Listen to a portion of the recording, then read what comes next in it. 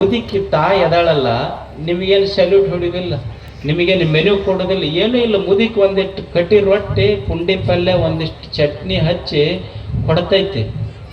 ಯಾವಾಗ ಸಂತೋಷ ಅಂತ ಹೇಳಿ ಹೋಟೆಲ್ದಾಗ ಉಂಡು ಬಂದಾನ ಅವು ಒಂದು ಅರ್ಧ ರೊಟ್ಟಿ ತಿನ್ನಂದ್ರೆ ಉಂಡಿದ್ದು ಮರ್ತಾನ. ತಾಯಿದ್ದು ಉಣಿಸೈತಲ್ಲ, ಯಾಕೆ ತಾಯಿ ಕೈಯ ನಡಿಗೆ ರುಚಿ ಆಯ್ತು ಅಂದ್ರೆ ಹೋಟೆಲ್ದವನು ಉಣಿಸ್ಯಾನ, ತಾಯಿನೂ ಉಣಿಸ್ತಾಳ. ಯಾಕೆ ತಾಯಿ ಕೈಯ ನಡಿಗೆ ಅಷ್ಟು ರುಚಿ ಆಯ್ತು ಅಂದ್ರೆ ಹೋಟೆಲ್ದವನು ಉಣಿಸ್ಯಾನಲ್ಲ, ತಾಯಿನೂ ಉಣಿಸ್ಯಾಳ, ಹೋಟೆಲ್ದವನು ಉಣಿಸ್ಯಾನ. ಹೋಟೆಲ್ದವನ ಕಣ್ಣ ನಿನ್ನ ಪಾಕಿಟ್ ಮೇಲಿತ್ತು, ತಾಯಿ ಕಣ್ಣು ಮಗನ ಮೇಲಿತ್ತು, ಮಗ ಉಂಡು ದೊಡ್ಡವಾಗಬೇಕು. ಅದಕ್ಕೆ ಅದು ಅಷ್ಟು ರುಚಿ ಆತದ್ರ ಪ್ರೇಮ ಇತ್ತಷ್ಟೆ. ಹೋಟೆಲ್ನವನೊಳಗ ನಿಮ್ಮ ಬರೀ ಪಾಕಿಟ್ ಮೇಲಿತ್ತು ಅವನು ಗುರಿ, ತಾಯಿದು ಎದಿ ಮೇಲೆ ಮಗ ಉಂಡು ದೊಡ್ಡವಾಗಬೇಕು. ಎದ್ಯಾಗ ಪ್ರೇಮ ಇತ್ತು ತಾಯಿಯೊಳಗೆ. ಸದಯಂ ಹೃದಯಂ ಯಶ್, ಸ್ವಲ್ಪ ಎದ್ಯಾಗ ಸ್ವಚ್ಛ ಪ್ರೇಮ ಇರಬೇಕಷ್ಟ. ಅಲ್ಲಿ ನಮ್ಮ ಪ್ರೇಮ ಹೆಂಗಂದ್ರೆ ವ್ಯಾವಹಾರಿಕ ಪ್ರೇಮಗಳಷ್ಟ.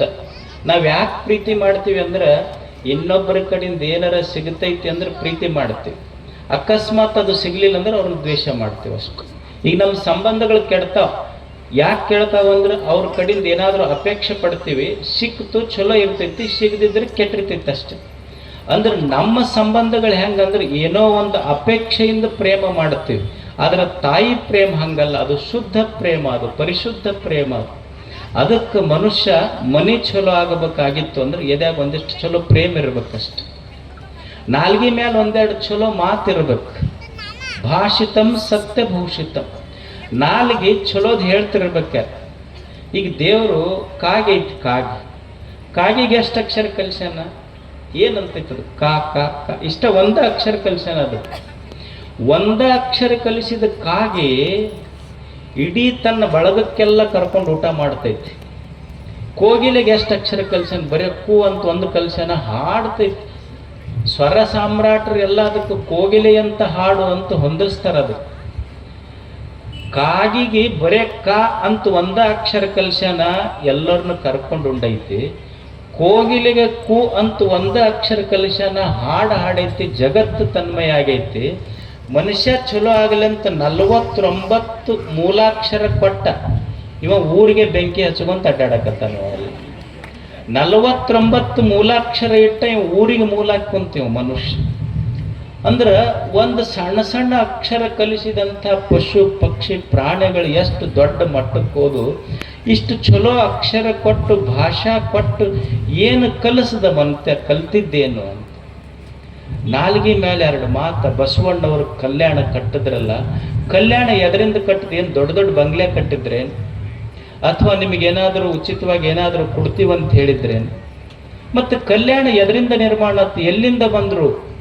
ಕಾಶ್ಮೀರದಿಂದ ಸಾಮ್ರಾಜ್ಯವನ್ನು ತ್ಯಾಗ ಮಾಡಿ ಕಲ್ಯಾಣಕ್ಕೆ ಬಂದರು. ಅಫ್ಘಾನಿಸ್ತಾನದಿಂದ ಕಲ್ಯಾಣಕ್ಕೆ ಬಂದರು. ಏನು ಇಂಟರ್ನೆಟ್ ಇರಲಿಲ್ಲ, ಫೇಸ್ಬುಕ್ ಇರಲಿಲ್ಲ, ಏನೂ ಇರಲಿಲ್ಲ. ಅವಾಗ ಅಫ್ಘಾನಿಸ್ತಾನದಿಂದ ಕಲ್ಯಾಣಕ್ಕೆ ಬಂದರು.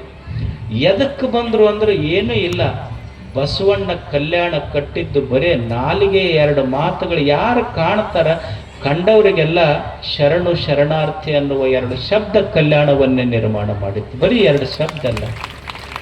ನೋಡಿ, ನನ್ನ ಮೈಯಾಗ ಬಹಳ ಶಕ್ತಿ ಐತಂತ ತಿಳ್ಕೊಂಡು ಹೋಗಿ 10 ಮಂದಿಗೆ ಹೊಡಿಬೋದು. ನಾನು ಈ ಶಕ್ತಿ ಅಷ್ಟ ಸಾಮರ್ಥ್ಯ ಐತೇನಿದ್ರೆ ದೇವರು ಕೊಟ್ಟಿದ್ದು. ಹೊಡಿಬೋದು, 10 ಮಂದಿ ಕೆಳಗೆ ನಿಂತು 10 ಮಂದಿಗೆ ಹೊಡಿಬೋದು.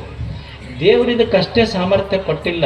ನೀ ಮ್ಯಾಲ ಬಂದು ಶರಣು ಶರಣಾರ್ಥಿ ಅಂದ್ರೆ ಕೆಳಗಿದ್ದು ಹೊಡೆದಾಡಿದ್ರೆ 10 ಮಂದಿಗೆ ಮುಟ್ಟಬಹುದಿತ್ತು. ಮ್ಯಾಲ ಬಂದು ಶರಣು ಶರಣಾರ್ಥಿ ಅಂದ್ರೆ 10,000 ಮಂದಿಗೆ ಮುಟ್ಕೋಬಹುದು. ಅಷ್ಟು ಶಕ್ತಿ ದೇವ್ರಿಗೆ ಕೈಯೊಳಗಿಟ್ಟನಲ್ಲ. ಅದಕ್ಕೆ ನಾಲ್ಗೆ ಮೇಲೆ 2 ಚಲೋ ಮಾತ.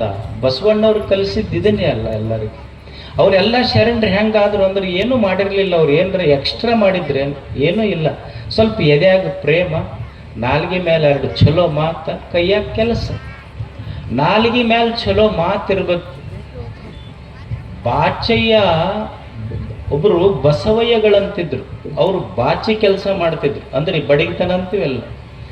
ಅವರ ಹೆಂಡತಿ ಹೆಸರು ಕಾಳವ್ವೆ ಅಂತ. ಆ ಹೆಣ್ಮಗಳಿಗೆ ಅನ್ನಿಸ್ತು, ಈಗ ನೀವು ಹೆಂಗೆ ತಾಯಿಯಂದಿರು ಕುಂತೀರಲ್ಲ, ಹಂಗೆ ಕಲ್ಯಾಣದ ಅನುಭವ ಮಂಟಪದೊಳಗೆ ಎಲ್ಲರೂ ಕೂಡ್ತಿದ್ರು.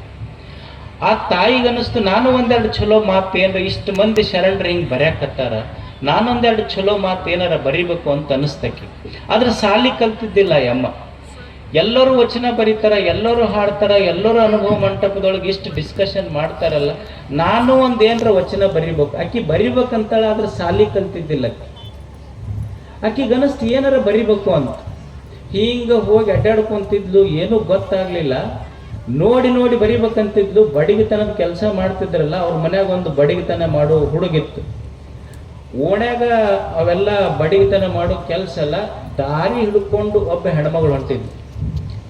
ಈ ಹುಡುಗನ ಕಣ್ಣ ಹೆಣ್ಮಗಳು ಆಚೆ ಐತಲ್ಲ, ಕಾಲಿಗೆ ಬಡಿತದ. ಇದನ್ನ ನೋಡಿದ ಕೂಡಲೇ ಒಂದು ಲೈನ್ ಬರ್ದ್ಲಂತ, ಕೈ ತಪ್ಪಿ ಕೆತ್ತಲು ಕಾಲಿಗೆ ಮೂಲ ಅಂತ ಒಂದು ಲೈನ್ ಬರ್ದ್ಬಿಟ್ಲಕ್ಕೆ. ಅಂದ್ರೆ ನೋಡಿ ಬರೆಯಕತ್ಲು. ಆಮೇಲೆ ಮಧ್ಯಾಹ್ನ ಆತು, ಮನ್ಯಾಗ ಕುಂತಿದ್ಲು. ಒಬ್ಬ ಹೆಣ್ಮಗಳು ಗಂಡನ ಜೊತೆ ಗಲ್ಲ ಗಲ್ಲ ಗಲ್ಲ ಬಾಯಿ ಮಾಡಕತ್ತಿಲ್ಲ. ಈಗ ಅಂತಾರಿಲ್ಲ ನಿಮ್ಮ ಕಡೆ ಶಬ್ದ, ಗಲ್ಲ ಗಲ್ಲ ಗಲ್ಲ ಬಾಯಿ ಮಾಡೋದು. ಅವು ಏನು ಶಬ್ದ, ಯಾವ ಡಿಕ್ಷನರಿ, ಕನ್ನಡ ಡಿಕ್ಷನರಿಗಂತೂ ಇಲ್ಲಿ ಅವು ಶಬ್ದ. ಗಲ್ಲ ಗಲ್ಲ ಗಲ್ಲ ಬಾಯಿ ಮಾಡಕತ್ತಿದ್ದು. ಭಾಳ ತಡ್ಕೊಂಡಿದ್ದು ಗಂಡ ತಾಪಾಗಿ ಒಂದು ಜೋರ್ ಕಪಾಳ ಹೊಡೆದ, 2 ಹಲ್ಲ ಬಿದ್ದು ಹುಚ್ಚಿ.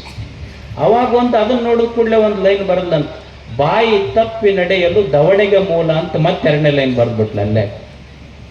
ಸಾಯಂಕಾಲ ಆತು, ಒಬ್ಬ ಅದನ್ನ ತಗೊಂಡು ಹೋಗಕತ್ತಿದ್ನಂತ. ಅದನ್ನ ತಗೊಂಡಂದ್ರೆ ಗೊತ್ತಾಗತ್ತಿಲ್ಲ, ನಾವೇನು ಹೇಳೋದು ಬೇಡ, ಅಲ್ಲ ಎಕ್ಸ್ಪೀರಿಯನ್ಸ್ಡ್ ಅದಿರೆಲ್ಲ. ಅದನ್ನ ತಗೊಂಡು ಜೋಲಿ ಹೊಡ್ಕೊಂಡು ಹೊಂಟಿದ್ದ. ದೊಡ್ಡ ಗಟಾರ್ ಇತ್ತು. ಇನ್ನೇನು ಅವ ಬೀಳಾಕತ್ತಿದ್ದ, ಅವ ಬೀಳ್ತಾನೆ ಬಾ ಅಂತ ಹೇಳಿ ಪಾಪ ಒಬ್ಬ ಅವನ್ನ ರಕ್ಷಣಾ ಮಾಡಕ್ ಹೋದ, ಅವನ್ ತಗೊಂಡ ಬಿದ್ದವ. ಅದನ್ನ ನೋಡಿ ಒಂದು ಲೈನ್ ಬರಲ್ಲಂತ, ವ್ರತಹೀನನ ನೆರೆಯಲು ನರಕಕ್ಕೆ ಮೂಲ ಕರ್ಮಹರ ಕಾಳೇಶ್ವರ. ಅಂದ್ರೆ ಬಸವಣ್ಣವರು ಯಾರಿಗೇನು ಗೊತ್ತಿರಲಿಲ್ಲ, ಅವ್ರ ಬಾಯಾಗ ವಚನ ನುಡಿಸ್ದ. ಒಬ್ಬ ಗುರು ಯಾವಾಗ ಆಗ್ತಾನ, ಬಸವಣ್ಣವ್ರು ಯಾಕೆ ದೊಡ್ಡವರಾದ್ರು, ಒಬ್ಬ ಗುರು ಯಾವಾಗ ಆಗ್ತಾನಂದ್ರೆ ನಿನ್ನ ಕೈ ನೋಡಿ ಬರೀ ಭವಿಷ್ಯ ಹೇಳೋರು ಗುರುಗಳಾಗೋದಿಲ್ಲ, ನಿನ್ನ ಕೈ ಹಿಡಿದು ನಿನ್ನ ಭವಿಷ್ಯ ರೂಪಿಸುವವರು ಗುರುಗಳಾಗ್ತಾರ ಅನ್ನೋದಕ್ಕೆ ಬಸವಣ್ಣನೇ ಒಂದು ದೊಡ್ಡ ಉದಾಹರಣೆ.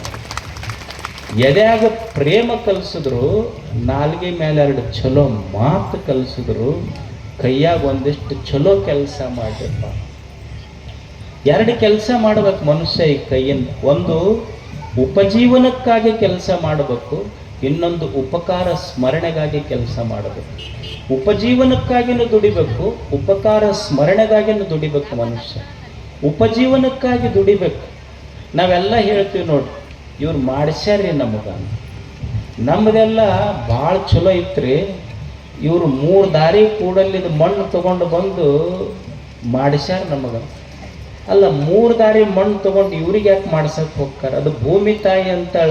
ನಾ ಯಾರಿಗೆ ಕೆಟ್ಟದ್ದು ಮಾಡಕ್ಕೆ ಹೋಗ್ಲೋ, ನಾನು ಯಾರು ತಲೆ ತಿಕ್ಕಕ್ಕೆ ಹೋಗಿಲ್ಲ. ಸುಮ್ಮನೆ ನನ್ನ ಉಡ್ಯಾದಾಗ 4 ಕಾಳು ತಂದ್ರೆ 4 ತಿಂಗಳದಾಗ 4 ಕ್ವಿಂಟಲ್ಲ ತುಂಬುತ್ತೀನಿ, ನಾ ಯಾರಿಗೆ ಕೆಟ್ಟದ್ದು ಮಾಡಕ್ಕೆ ಹೋಗೋದಿಲ್ಲ ಅಂತ ಭೂಮಿ ತಾಯಿ ಅಂತ. ಆದ್ರೆ ಮನುಷ್ಯನ ತಲೆಯಾಗಿದ್ದು ಏನು ಅಂದ್ರೆ ಅವ್ರು ಮಾಡಿಸ್ಯಾರ ನಮಗ. ಒಟ್ಟ ಕಣ್ಣಿಗೆ ಕಾಣ್ತೈತ್ರಿ, ಕೈಗೆ ಹತ್ತೋದಿಲ್ಲ ಅನ್ನೋದಿಲ್ಲ. ಕಣ್ಣಿಗೆ ಕಾಣ್ತೈತಿ, ಒಟ್ಟು ಕೈಗೆ ಹತ್ತೋದಿಲ್ಲ. ಮತ್ತು ಹೋಗಿ ನಂಬರ್ ಹಚ್ಚಿ ಬಂದ್ರೆ ನಿನ್ನ ಕೈಯಾಗ ಯಾಕೆ ಬರ್ತೈತಿ, ಅವ್ರ ಕೈಯಾಗ ಹೋಗ್ತೈತೆ. ಭಾರಿ ಭಾರಿ ಭಕ್ತರಿರ್ತಾರೆ. ಈಗ ಸ್ವಾಮಿಗಳಿಗೆ ನಮಸ್ಕಾರ ಮಾಡ್ತಾರಲ್ಲ, ನಮಸ್ಕಾರ ಮಾಡಿದಾಗ ಗುರುಗಳು ಕಲಸಕ್ರಿ ಕೊಟ್ರಂದ್ರೆ ಅವು ಎಣಿಸಿ ಸಹಿತ ನಂಬರ್ ಹಚ್ಚು ಭಕ್ತರದಾರ ಈಗೆಲ್ಲ. ಮತ್ತು ನೀ ಕಣ್ಣಿಗೆ ಕಾಣ್ತೈತಿ, ಕೈಗೆ ಹತ್ತೋದಿಲ್ಲ ಅಂತ ಬೇರೆಯವ್ರ ಕೈಯಾಗ ಕೊಟ್ರೆ ನಿನ್ನ ಕೈಯಾಗ ಹೆಂಗಿರ್ತೈತಿ ಹೇಳು? ಅದಕ್ಕೆ ಶರಣರಿಗೆ ಕಲಿಸಿದ್ದೇನು ಅಂದ್ರೆ ದುಡಿ. ಮೊದಲು ದುಡಿಬೇಕಂತ. ಕೈಯಾಗ ದಾರ ಕಟ್ಕೊಂಡ ಕೈಗಳಲ್ಲಿ ಲಕ್ಷ್ಮಿ ಇರುವುದಿಲ್ಲ, ದುಡಿಯುವ ಕೈಗಳಲ್ಲಿ ಲಕ್ಷ್ಮಿ ಇರ್ತಾಳನ್ನುವ ಸತ್ಯ ನಾವೆಲ್ಲ ಅರ್ಥ ಮಾಡಬೇಕು. ಹೆಂಗೆ ದುಡಿಬೇಕು ಮನುಷ್ಯ ಅಂದ್ರೆ ಭೂಮಿ ತಾಯಿ ಅಂತಿರ್ಬೇಕು, ನಾನಾ ದಣದಿನಪ್ಪ ನೀ ರೆಸ್ಟ್ ತಗೋ ಹೋಗೋ ಅನ್ನೋ ಒಂದು ದುಡಿಯುವುದನ್ನು ಕಲಿಬೇಕು. ಮೊದಲು ದುಡಿಬೇಕು ಮನುಷ್ಯ, ಆಲಸಿಯಾಗಿರಬಾರ್ದು. ನಾವು ಹೇಳ್ತೀವಿ ನಮ್ಮ ಮನೆ ಮಗ್ಗಲ್ದವರು ಬಹಳ ವೈರಿಗಳದಾರ, ಇಲ್ಲ ನಮ್ಮ ಹೊಲದ ಮಗ್ಗಲ್ದವ್ರು ಬಹಳ ವೈರಿಗಳದಾರ. ಋಷಿ ಏನಂತಾರಂದ್ರೆ, ನಿನ್ನ ವೈರಿ ನಿನ್ನ ಮನೆ ಮಗ್ಗಲ್ದಾಗೂ ಇಲ್ಲ, ನಿನ್ನ ಮನೆ ಮಗ್ಗಲ್ದಾಗೂ ಇಲ್ಲ, ನಿನ್ನ ಮಗ್ಗಲ್ ಹೊಲದಾಗೂ ಇಲ್ಲ. ನಿನ್ನ ವೈರಿ ನಿನ್ನೊಳಗ ಅದಾನ. ಯಾರು ಅಂದ್ರೆ ನಿನ್ನೊಳಗಿರುವ ನಿನ್ನ ಆಲಸ್ಯತನ ಐತಲ್ಲ, ಅದೇ ನಿನ್ನ ನಿಜವಾದ ಶತ್ರು ಅಷ್ಟೆ. ನಿನ್ನ ಆಲಸ್ಯತನವೇ ನಿನ್ನ ಶತ್ರು. ಮನುಷ್ಯ ದುಡಿಬೇಕಾಗ್ತೈತಲ್ಲ. ಆಲಸ್ಯಂ ಹಿ ಮನುಷ್ಯಾಣಂ ಶರೀರಸ್ಥೋ ಮಹಾನ್ ಋತು. ಮನುಷ್ಯನ ದೊಡ್ಡ ವೈರಿ ಅಂದ್ರೆ ಅವನ ಆಲಸ್ಯತನ. ಅದಕ್ಕೆ ಶರಣರು ಕಲಿಸಿದ್ದು ಕಾಯಕ. ಮೊದಲು